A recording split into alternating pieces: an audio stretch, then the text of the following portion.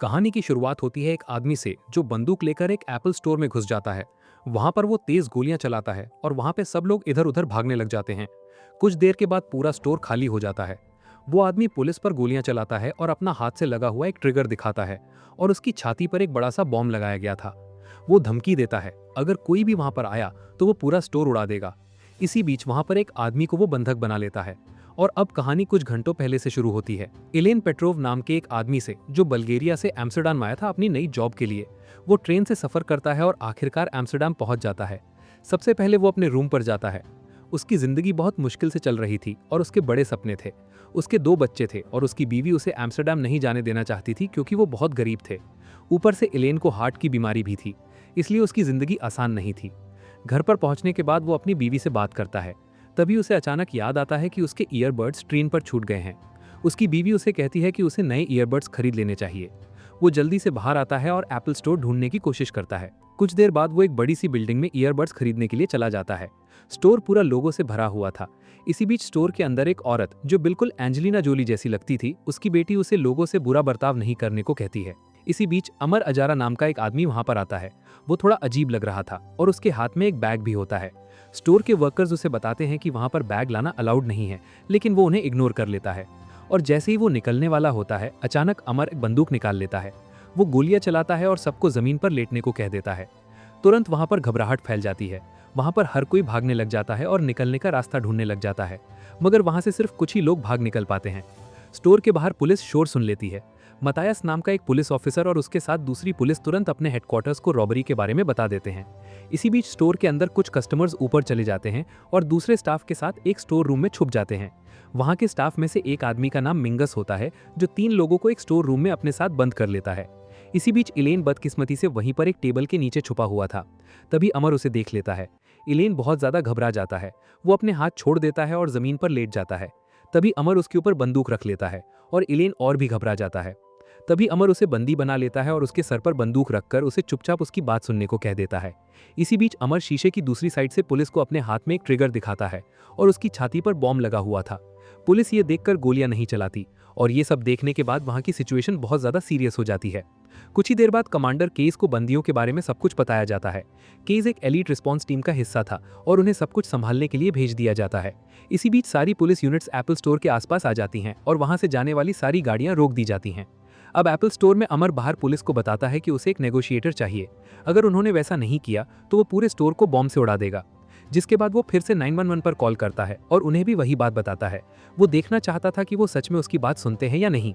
इसी बीच मिंगस पुलिस से कांटेक्ट करने का रास्ता ढूंढ लेता है। वो उन्हें अंदर जो कुछ भी हो रहा है सब कुछ बताता है और ये भी बताता है कि वो एक छोटे से स्टोर रूम में 3 और लोगों के साथ बंद है और वो अमर की सारी बातें सुन सकता है। इसी बीच पुलिस की कुछ गाड़ियां बिल्डिंग के बाहर आ जाती हैं। अपने फंसे हुए पुलिस दोस्तों को बचाने के लिए वो धीरे धीरे अपनी गाड़ियां आगे चलाते हैं और उनके पुलिस दोस्त उनके पीछे छुप जाते हैं। वो अमर को इलेन के सर पर बंदूक रखे हुए देख लेते हैं और कुछ नहीं करते। वो अपने पुलिस दोस्तों को वहां से निकाल लेते हैं। कुछ ही देर बाद कमांडर केस हेडक्वार्टर्स पहुंचता है।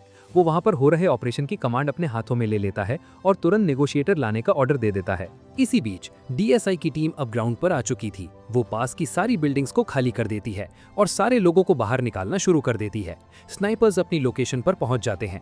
अगर उनको मौका मिलता तो वो गोली चलाकर अमर को खत्म कर देते। शाम तक कमांडर कीज एप्पल स्टोर की पूरी आर्किटेक्चर की ब्लूप्रिंट्स मंगवा लेता है। अगर जरूरत पड़ी तो डीएसआई की टीम अंदर जाकर पूरा काम खुद कर सकती है। इसी बीच नेगोशिएटर्स में से एक हेडक्वार्टर्स पहुंच जाती है। उसका नाम लिन होता है। वो कमांडर कीज से वादा करती है कि वो अमर को स्टोर से बाहर निकाल लेगी, जिसके बाद वो अपने कुछ दोस्तों के पास आकर बैठ जाती है। दूसरी तरफ स्टोर में इलेन अमर से कहता है कि उसे अपने हार्ट के लिए मेडिसिन लेने की जरूरत है। तभी अचानक लिन अमर को कॉल कर देती है। अमर उसकी कॉल उठाता है, लेकिन जब उसे पता चलता है कि वो एक नेगोशिएटर है तो वो कॉल काट देता है। उसके बाद अमर इलेन को दवाई दे देता है और फिर वो लिन को वापस कॉल करता है और अपनी डिमांड्स बता देता है। बातें करते हुए वो चल रहा था और एक दरवाजे के करीब चला जाता है जिसके अंदर मिंगस और 3 और लोग चुपके से बैठे हुए हैं। वो बहुत ज्यादा घबरा जाते हैं, मगर खुशकिस्मती से वो दरवाजा लॉक होता है। इसी बीच नेगोशिएटर से अमर $20 मिलियन बिटकॉइन में मांगता है और शहर से बाहर निकलने के लिए एक फ्री रास्ता भी मांग लेता है। लेकिन वो बहुत गुस्सा हो जाता है जब लिन कहती है कि ये बहुत सारा पैसा है। तभी अमर स्टोर को दोबारा उड़ाने की धमकी दे देता है और फोन काट देता है। इसी बीच मिंगस के साथ छुपा हुआ एक आदमी ये सारी बातें सुन लेता है और उसे बहुत पछतावा होता है कि वो स्टोर में क्यों आया। दूसरी तरफ इलेन अमर से पूछता है कि वो कितना पैसा चाहता है। अमर कहता है कि वो इतना चाहता है कि गवर्नमेंट ने उसके साथ जितना भी बुरा किया है वो उसकी पूरी तरह से भरपाई कर सके। तभी वो चिल्लाता है कि जस्टिस सिस्टम ने उसे कितनी बार बुरा माना और उसकी गवर्नमेंट ने उसकी पूरी जिंदगी बर्बाद कर दी। ये सब सुन के इलेन बहुत ज्यादा डर जाता है। जब अमर उससे बात करता है वो खुश होने का नाटक करता है और पुलिस के लिए अमर के साथ एक सेल्फी भी ले लेता है। अमर उन फोटोज को कमांडर कीस के पास भेज देता है। तभी कमांडर अपनी टीम को अमर के बॉडी पर लगे हुए बॉम्ब के बारे में पूरी जानकारी ढूंढने को कह देता है। कुछ देर बाद डीएसआई बॉस एब अपने एक आदमी को बॉम्ब के पिक्चर दिखाता है। तभी सोल्जर उसे बताता है कि बॉम्ब नकली लग रहा है, लेकिन पक्का यकीन करने के लिए उसे करीब से देखना होगा। अब एब विंस्टन से मिलने जाता है और वो दोनों मिलकर सारे बंदियों को बचाने का प्लान बनाते हैं। इसी बीच एक दूसरा पुलिस ऑफिसर मार्क हेडक्वार्टर्स पर पहुंच जाता है। वो मिंगस को कॉल करता है और बंदियों के हालात के बारे में पूछता है। उसे पता चलता है कि स्टोर का म्यूजिक और लाइट्स जल्द ही बंद हो जाएंगी और अगर ऐसा हुआ तो अलार्म भी बच जाएगा। ये एक बड़ी प्रॉब्लम थी।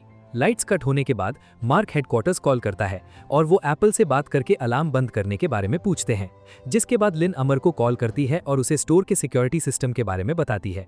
वो उसे शांत रहने को कहती है, लेकिन अमर को लगता है कि पुलिस कुछ करने वाली है, इसलिए लाइट्स बंद होंगी।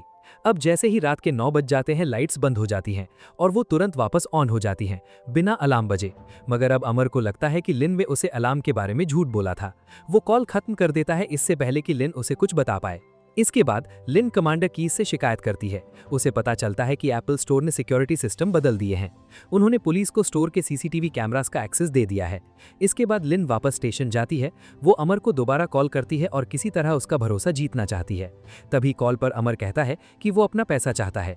वो एक लग्जरी गाड़ी भी मांगता है वहां से निकलने के लिए और वो ये भी बताता है कि वो इलेन को तब तक नहीं छोड़ेगा जब तक वो वहां से निकल नहीं जाता। दूसरी तरफ वापस हेडक्वार्टर्स में केस को एक आदमी के बारे में पता चलता है जिसने बंदियों के बारे में सोशल मीडिया पर पोस्ट अपलोड कर दी। तुरंत वो एब को बताता है। एब को समझ आता है कि अगर अमर ने वो पोस्ट देख ली तो उसे पता चल जाएगा कि वहां पर और भी लोग ऊपर बंद हैं। अभी तुरंत अपने आदमियों को इकट्ठा करता है और एक प्लान बनाते हैं। इसी बीच मार्क मिंगस को दोबारा कॉल करता है। वो उससे स्टोर के ब्लाइंड स्पॉट्स के बारे में पूछता है जहां पर कैमराज नहीं हैं। सब इन्फॉर्मेशन मिलने के बाद वो डीएसआई टीम को भेज देता है और उनका बंदियों को बचाने का मिशन शुरू हो जाता है। वो ब्लाइंड स्पॉट्स का इस्तेमाल करते हुए चुपके से एप्पल स्टोर में घुस जाते हैं और ऊपर वाले लोगों को चुपके से आजाद कर देते हैं। दूसरी तरफ हेडक्वार्टर्स में कमांडर केस को पता चलता है कि वीडियो पोस्ट करने वाले ने उसे हटाने से इनकार कर दिया है। केस बहुत गुस्सा हो जाता है। वो उसका नंबर डायल करता है और धमकी देता है कि अगर उसमें पोस्ट डिलीट नहीं की तो उसे अरेस्ट करवा देगा। इसी बीच लिन कॉल पर अमर से बात कर रही होती है। वो उसका ध्यान भटाती है जब तक डीएसआई टीम एप्पल स्टोर में चुपके से अपना काम खत्म कर रही होती है। जब लिन अमर से पूछती है कि उसमें इतना गुस्सा क्यों है, तभी अमर कहता है कि देश ने उसके साथ कई बार नाइंसाफी से बर्ताव किया है। गवर्नमेंट के प्रोसीजर्स, पुलिस और लॉ ने उसकी जिंदगी तबाह कर दी है।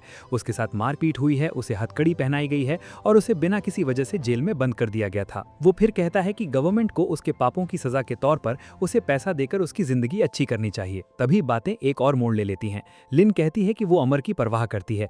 ये बात सुनकर वो थोड़ा नरम हो जाता है और अपना नाम बता देता है। तभी पुलिस उसका नाम डेटाबेस में सर्च करती है और उन्हें पता चलता है कि वो एक सीरियन है जो एम्स्टर्डम में पैदा हुआ था।